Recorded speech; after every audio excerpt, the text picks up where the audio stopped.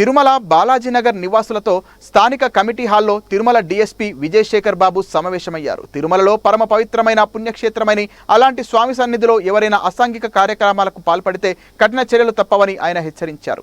అదేవిధంగా బాలాజీనగర్ ప్రాంతంలో ఎవరైనా గుర్తు తెలియని వ్యక్తులు తారాసపడితే వెంటనే పోలీసులకు సమాచారం ఇవ్వాలన్నారు.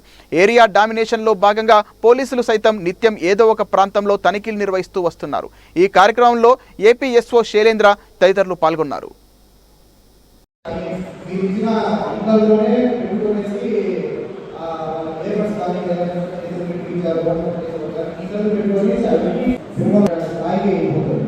కాబట్టి ఒక్కరు గమనించుకోవాలి.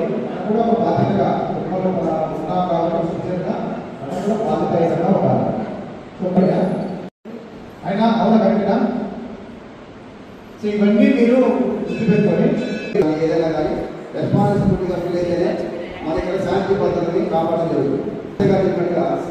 ఒక ఇంటి విషయంలోనే కాదు, షాపులు కూడా ఇప్పుడు ఎవరైతే వాళ్ళు వచ్చేసి అనుమానం కలిగినప్పుడు కానీ ఇక్కడ స్పందించి మన యొక్క పోలీసు కానీ తెలియజేస్తే మీకు ఆ దేవదేవత ఉపాధ్యాయులు సంపత్తిగా ఉంటుంది. ఈ మీటింగ్ యొక్క ప్రధాన ఉద్దేశం మీకు అందరికీ తెలుసు.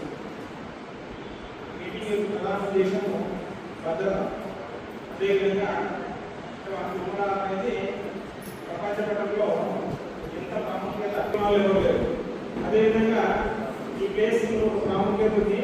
ఈ హిందువుల ముఖ్యమైన దేవాలయం కాబట్టి ఇంత పవిత్రత కలిగిన దేవాలయం, అదేవిధంగా ఇంత ముఖ్యమైన దేవాలయం కాబట్టి దీనికి సంబంధించిన భద్రత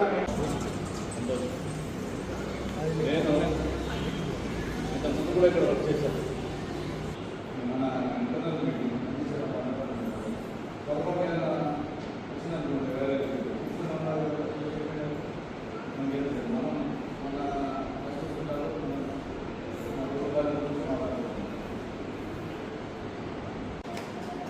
కాబట్టి ఇటువంటి పవిత్ర స్థలంలో మనం అందరం మనతో బాధ్యత ఉంటుందా?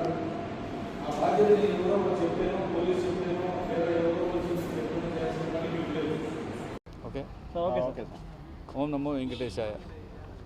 ఈరోజు ఈ తిరుమల బాలాజీనగర్ వాసులతో ఇంటరాక్షన్ ఏర్పాటు చేయడం జరిగింది.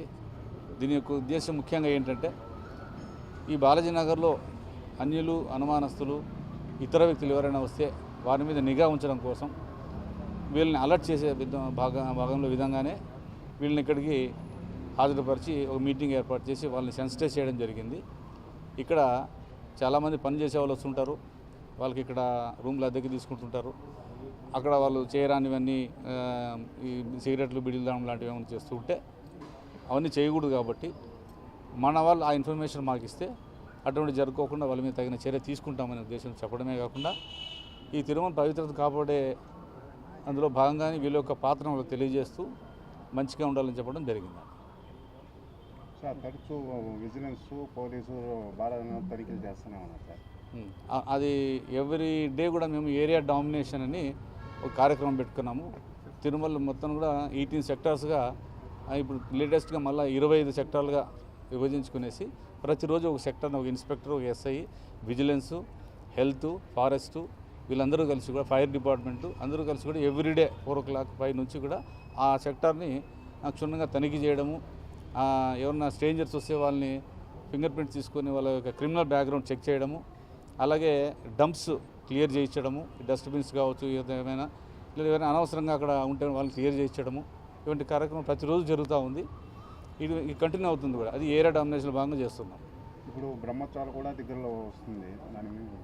బ్రహ్మోత్సవాలు ఇంకా మనకు 2 నెలలు వస్తున్నాయి కాబట్టి దాన్ని దృష్టిలో పెట్టుకొని కూడా మనము ఈ భద్రతా చర్యల భాగంగా కూడా ఈ అన్యులు, అనుమానస్తులు, తర్వాత ఈ అబాండన్ వస్తువులు ఏమైనా చాలా రోజు అక్కడ వెహికల్స్ కావచ్చు లేదా వస్తువులు కావచ్చు పడేసి ఉంటారు, వాటిని కనిపెట్టి బీడీ టీం ద్వారా చెక్ చేయించి కూడా మేము క్లియర్ చేస్తున్నాం.